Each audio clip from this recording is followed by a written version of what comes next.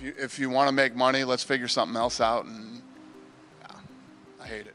Gervonta Davis. It's like when you Who do you got? You guys need to fight guys your fucking same size. When you see this fight, do you see like Tank just having his way with Jake? Like given like no? No, I'm gonna tell you this is what I tell Tank, and Tank said it in the interview.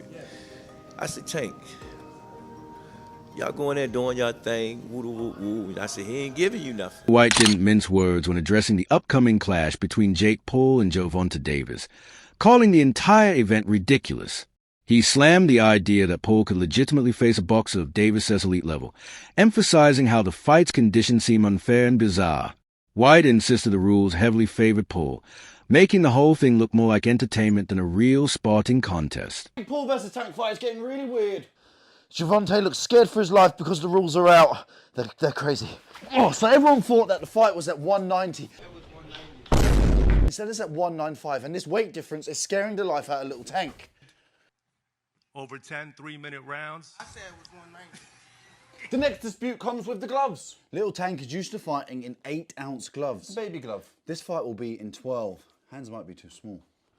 Oh, so Tank just fought in a 12 3-minute round fight against Roach. Yes, and now he's fighting in 10 3-minute rounds, which isn't too bad. Well done, Jake. Exhibition though, can he win? Yes, he can actually win. It will be overlooked by 3 sanctioned judges. So he can actually still win and knock him out. But here's the trick. It's body punches only. And there's a reason. That's because Tank said, look, this is a bit unfair. I don't want to punch up. I want to punch at my head height. Where does it fall? At JakePaul's belly. Oof. So apparently we've heard there's no knockdown rules, but aside from that, it's a pretty well-rounded fight. Oh yeah, and there's some drug testing involved. But JakePaul. The confirmed rules for the JakePaul versus Gervonta Davis fight reveal it will be an exhibition bout, so neither fighter's professional record will be impacted. The contest is set for 10 rounds of 3 minutes each, with a maximum weight limit of 195 pounds. Both fighters will use 12-ounce gloves, heavier than usual for this level, to enhance safety. 3 sanctioned judges will officially score the fight, and a winner will be declared if it goes the full distance. Despite being labeled an exhibition, it's expected to carry the intensity of a true professional showdown. And yes, ladies and gentlemen, there will be a victor, because the fighters have agreed and the commission has approved a maximum weight of 195 pounds for this exhibition.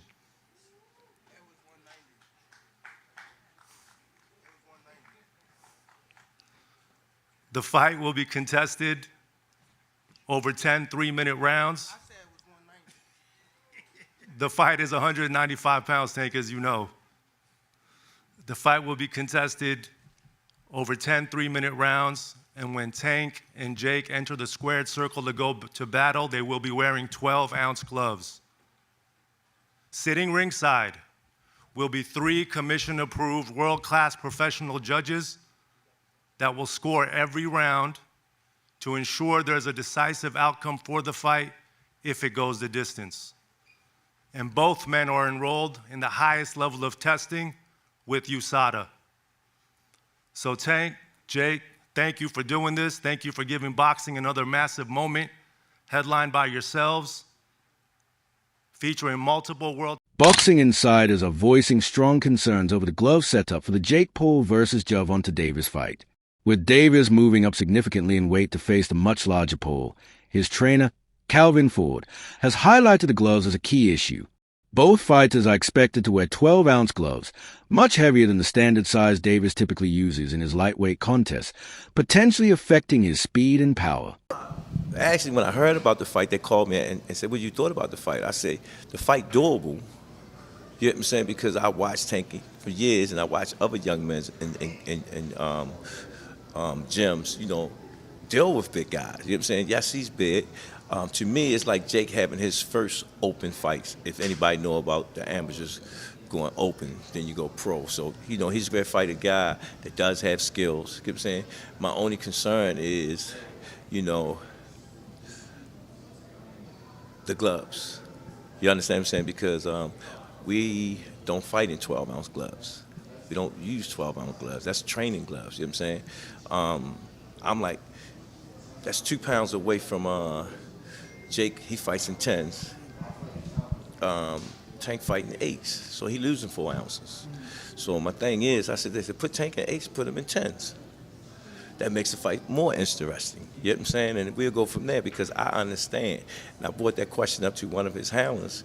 They was, no, we don't want to do no mixed match. It's supposed to be an expedition. Why's it matter? What, you know, now y'all want the wins and the loss. You know what I'm saying? All these prescriptions, but you want to be great. Being great is really pushing the envelope. You know what I'm saying? You know, Tank don't really care, you know. So when I brought this up, he said, dang, facts. You know what I'm saying? So, again, you know, he can weigh the 10s and we weigh the 8s. Then we got to fight, you know.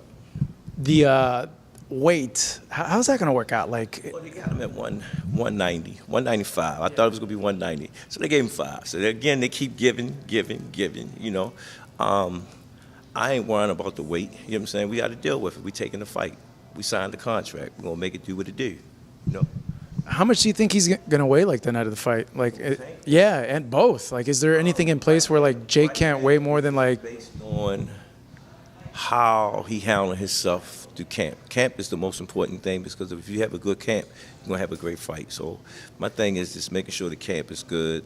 We're doing all the necessary things, dealing with the weight, the gloves, and all that stuff. Ford suggests that Davis should be allowed to wear his usual 8-ounce gloves, while Paul, being the heavier fighter, should use 10-ounce gloves. He believes his adjustment would create a fairer balance between size and power.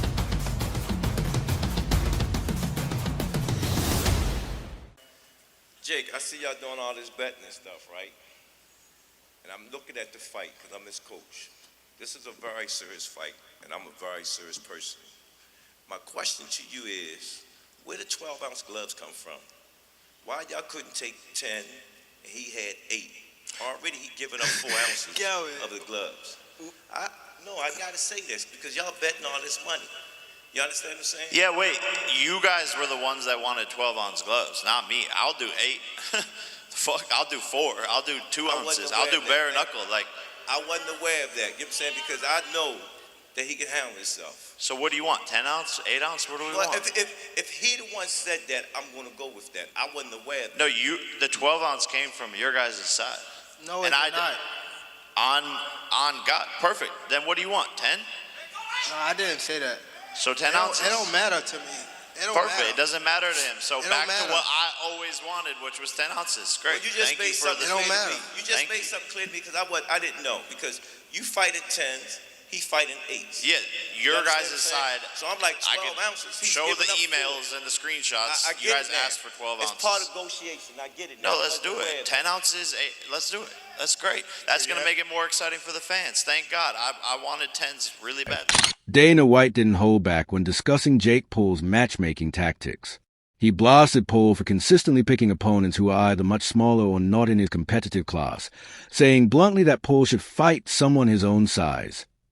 White noted that when Paul finally faced a fighter closer to his size and skill level, he couldn't deliver, proving his point that these mismatched fights hurt boxing's credibility. Speaking on the upcoming Jake Paul versus Gervonta Davis bout, White called the matchup highly unbalanced. While Boxing is acknowledging officially Davis' the superior power and skill, he emphasized that the massive size gap makes a knockout unlikely. According to White, Paul's weight and reach advantage will make it difficult for Davis to close the distance or impose his usual aggressive style, leaving him at a clear physical disadvantage despite his technical edge. Gervonta Davis. It's like when you Who do you got? you guys need to fight guys your fucking same size. You know what I mean? Straight up ignored. When you fought Floyd, you are massive. You're a massive fucking dude. Floyd's tiny. And I'm sure when you were training, you're like, all right, I'm going to hit this guy with a couple punches and grab him, tie him up. And he did hit you with a fucking bomb of an overhand right one time. And you fucking ate it. You ate that punch. Logan's like proud of it. He's like, yeah, I did. Hell yeah, I ate that punch from a 140-pounder. You're damn right, dude. Now, granted, it's Floyd Mayweather, but you're still 200 pounds, dog. You know what I mean? This is why, and I agree with Dana on this, this is why the Gervonta fight makes no sense to me. Because even, yes, Floyd didn't have the punching power Gervonta had, but even if Gervonta lands, I don't see him hurting Jake to the point he knocks him out. So what are we even doing? Where's the idea of this gonna, like, where's the idea that Gervonta's even gonna hurt him? He may hurt him to the body, you know, whatever. Jake doesn't want to throw as much, but I don't see him one punch knocking Jake out. And, you know, the same thing was kind of said with Logan. Like, okay, Floyd probably won't knock him out, but probably going to outbox him. I get where Dana's coming from. These things are not meant to be competitive fights. They're meant to make money and to, I guess, scratch that itch of the circus mystery unknown. And Gervonta, I think, hits way harder than fucking Floyd, but he's too small. I mean, your brother's going to be able to, you know, get inside on him, put his weight on him, tie him up. But I don't hate your brother. Your brother's out there doing his thing. But it cracks me up that they want to start suing people that are talking shit when your brother talks more shit than anybody talks. I think the thought process behind it is, okay, so Jake and I are obviously pretty polarizing individuals. And when an echo chamber starts and a rumor mill starts of like staged fight bullshit, which like these fights aren't staged, you know, that's just, it's at that level, it's like almost impossible. I think they think that it affects the business and it affects the brand because people discredit him as actually having legitimate. Reports suggest that Gervonta Davis has been steadily adding size throughout his training camp, now walking around at roughly 160 pounds, significantly higher than his usual lightweight frame of 135 pounds. This adjustment brings him closer to the agreed catch weight for his exhibition against JakePaul, helping to narrow the physical gap between the two. The added muscle could boost Davis's durability, allowing him to absorb heavier punches while increasing the power behind his own shots. By bulking up, Davis aims to become a more resilient and dangerous opponent, capable of countering Paul's size advantage. Though still under the catchweight limit, this transformation underscores how seriously Davis is approaching the matchup, hinting that fans may see a stronger, more explosive version of him in the knocking on 160 pounds. Don't be surprised if he's 157 pounds, something like that. You guys see this footage? Look at Tank. Now, if you know what you're looking at, the guy must be around 150 right now, 153, something like that. And you can really tell when he's sideways. When you look at him sideways and see the depth. See, from the front view, you can't really tell. But when he turns sideways, the guy is a wrecking ball. He's literally a baby rhino out there. And I think that is the idea for him to bulk up and be a little powerhouse out there. And I'm all for it.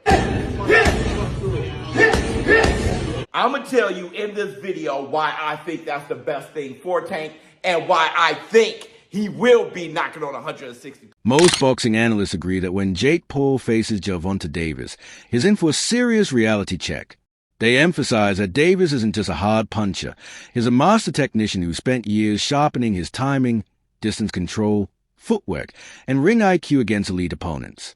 While Paul continues to develop his fundamentals, Davis says precision and accuracy mean a single clean shot could instantly change a fight's momentum. Experts also note that Paul's defense remains inexperienced, his reactions predictable, and his composure largely untested at this level. The consensus among professionals is clear. The skill and experience gap could prove absolutely decisive.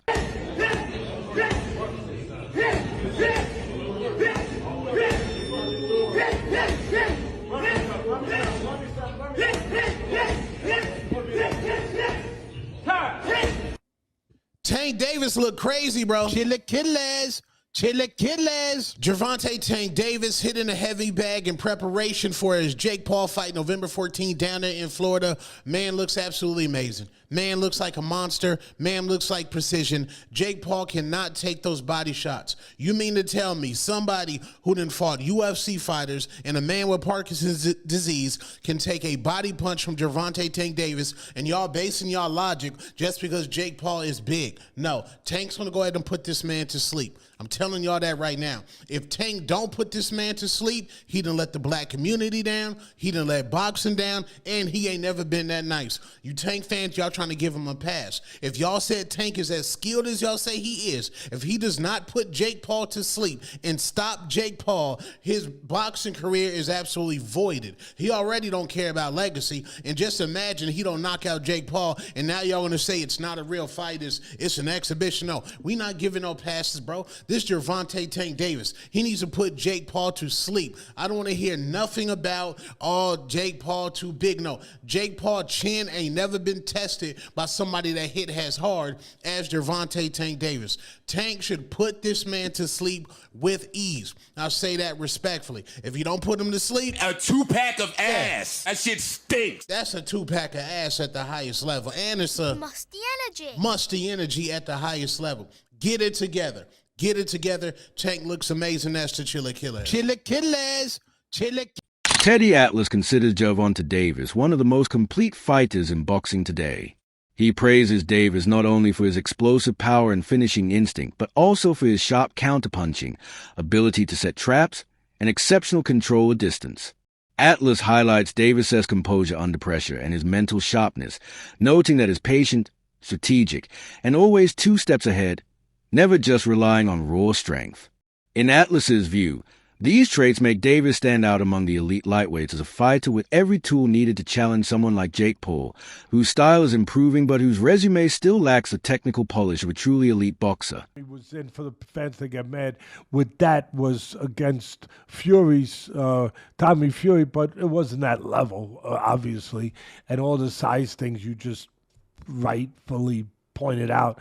But he would have been in there with, I mean, it seemed crazy. You're going to go in there with a guy who was a 2-time heavyweight champ and a gold medalist? Wow. Even though the guy's, at a twilight part of his career, still. And you've given a lot of credit and props to Jake Paul on this show of helping get more eyeballs to the sport, but the way he takes it serious and goes about his approach and his work to this craft, that he does take it seriously. With that being said, when he announces Tank Davis, I'm getting tired of these gimmick fights and him loading the deck up. Whether it was Chavez Jr. or an old Mike Tyson, or we could go on and on with some of the UFC guys and the great Anderson Silva at 46 years of age. Tank Davis, great fighter, current fighter, world champion. We know how good he is. Been a top 10 pound-for-pound guy for you for the last few years now.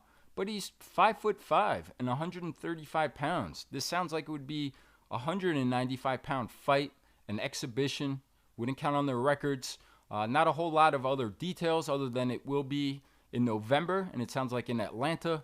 But I've said enough. I just want to hear your take. What do you make of this news of Jake Paul and Tank Davis? But, and I'm smiling a little bit. But back in the day, I love the 1800s, 1700s, my friend out there, 1700s, whatever. But I love the old-time fighters. They were catchweights. And there was guys like Sam Langford. I know Sam Langford shouldn't even be comparing him with this because he's so special. But, I mean, where Sam Langford beat heavyweights. He fought from lightweight to heavyweight and beat heavyweights. I mean, back in the day when you had a lot of great fighters fighting each other in catchweights, you did have some smaller guys fight bigger guys, and you had them. You had success in spots. So I'm half with tongue in cheek, but I'm half serious because I've been in the boxing business 50 years. Thomas also weighed in on the highly anticipated showdown. While he praised Gervonta Davis's explosive power and elite finishing ability, he noted a noticeable lack of enthusiasm from the champion during press events. According to Thomas, Davis's detached body language suggested he viewed the matchup more as a business move than a true athletic challenge. He cautioned that this mindset could be risky, as Jake Paul's hunger and preparation might catch Davis off guard. Thomas stressed that even if Davis is a superior boxer on paper, complacency can be costly. Drawing a parallel to Alex Pereira in MMA, he suggested that confidence without urgency can sometimes backfire in high-stakes fights. In MMA, do you feel the same? Yeah, I mean, you could make the argument that Tyson Fury also didn't stick to the order of what was in front of him as a pure boxer due to taking I can't even remember if one on his record at this point or not, but whatever, the Francis Ngannou boxing match, and he won it by the skin of his teeth and moved on. But there was a delay as a consequence to make that. Now that ended up being a little bit intriguing because of how well Francis did, but that's this is not the first time major boxing has been interrupted in that way. However, at least both of them are heavyweights. Like this is gerrymandered weight classes or whatever the fuck they're doing to get around it. And it's an exhibition, they're using big ass gloves. Like it's a whole thing. So in that sense, it's a little bit different. It's not different in the sense of a boxer. Thomas shared his perspective on the much-hyped Jake Paul versus Gervonta Davis clash. He acknowledged Davis' explosive power and finishing ability, but pointed out a surprising lack of enthusiasm from the champion during press appearances. Thomas observed that Davis' detached demeanor made it seem like he viewed the fight more as a business venture than a true athletic test. He warned that this attitude could prove dangerous, as Paul's determination and preparation might exploit any complacency. While Thomas admitted Davis is a more skilled boxer, he cautioned that overconfidence can be costly, drawing comparison to Alex Pereira in MMA, where focus and urgency often decide the... Just here at Los Naranjos in Viva, España, and I found out that Gervonta Davis is now fighting Jake Paul. So Jake Paul was supposed to be fighting AJ. Eddie Hearn announced 99% done, which we've just spoke about. What next for AJ? Potentially Jake Paul. But it now looks like that Jake Paul is fighting one of Anthony Joshua's legs. He's fighting Gervonta Davis, somebody who's a quarter of his size. I don't even know what's going on. Has Eddie Hearn been played? Let me know what you think. But the AJ fight with Jake Paul's finished. Gervonta Davis, fake Paul, November. I don't know what's going on in the world of boxing. This is an absolute joke. What next for AJ? We'll get into this, and there's so many questions I want to get into in the next episode, but I hope you enjoyed this one. And yeah, I just thought I'd give you a quick update because the news has just come in and I'm just trying to relax and play a bit of golf and I can't. I've got to get it off my chest. I'm going to add it to this video. Hope you enjoy it. Don't forget, if you haven't already, hit like, share and subscribe to the best channel in the business, Frotch on Fighting, and we'll see you very soon. Comedian and commentator Ari Spears offered a sharp, unapologetic take on the upcoming clash between Gervonta Davis and Jake Paul, calling the event more performance rather than a legitimate sporting contest. He described the matchup as a circus, but still predicted Davis would dominate with surgical precision, likely scoring a knockout by the third round. What stands out in Spears' remarks is his mix of cynicism and respect, mocking the spectacle while acknowledging Davis' undeniable finishing power. His comments reflect the broader sentiment surrounding the fight, an overhyped promotion that still carries real danger once the punches start flying. For Spears, it's pure entertainment wrapped in genuine... The next fight that's coming up is Tank Davis versus Jake Paul. Oh, this is such a circus. Yeah. Look, according to BetOnline.ag, Gervonta Davis is favored -240, Jake Paul's +190. So more than twice the odds for Davis. Davis is a lot smaller, but he's a real serious fighter. I'm predicting a third-round knockout. Ooh. Third round knockout. He's out of there. Listen, I don't know what's the bigger joke, that fight or Tyson versus Floyd Mayweather. We'll talk about that in a second. We'll talk about that in a second. Yeah, this is honestly just disappointing. As a boxing fan, to just keep seeing these circuses happen over and over again. I don't know if the rumor's true, but I heard Floyd was talking about coming out of retirement to fight Crawford. Now, that's got some panache to it. That'd be interesting. Yeah, but it would be. I think Floyd would end up taking a loss. Finally. That's the thing. Yeah. He'd mess up that record. Yeah. And I would respect him for it because we know how much he's tried to protect the record. Take the risk. This is what great fighters are supposed to do. Yeah, but it's interesting because people were saying that Terrence Crawford should retire because he's, 43-0 at this point? Okay. He's 37 years old. I personally don't think But he's still got the goods, though. Oh, he's got the goods. Yeah, he's still got the goods. Because Canelo was a monster. Crawford had been dominating for a while. Right. And, he had only had 2 losses, one of which was Mayweather, very early in his career. But this whole, Jake Paul, Gervonta Davis thing, is just because Gervonta was supposed to fight Roach. There was supposed to be a rematch because it was, I believe, a draw last time. Yeah.